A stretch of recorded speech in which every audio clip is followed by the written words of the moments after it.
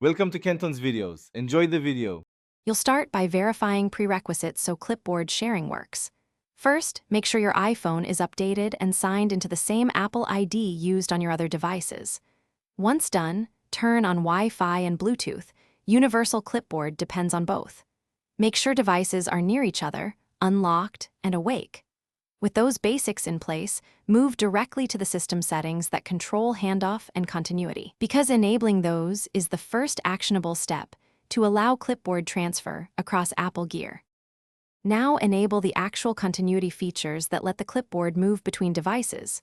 Go to Settings, choose General, then AirPlay and Handoff and switch Handoff on. This allows Universal Clipboard. Make sure iCloud is active with the same Apple ID on each device, since credentials authenticate transfers. Keep both Wi-Fi and Bluetooth active. Handoff uses them together.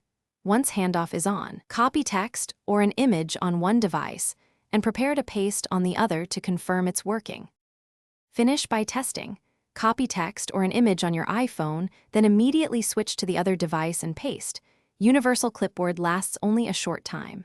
If it doesn't appear, restart both devices and ensure both are on the same Apple ID, Wi-Fi, and Bluetooth.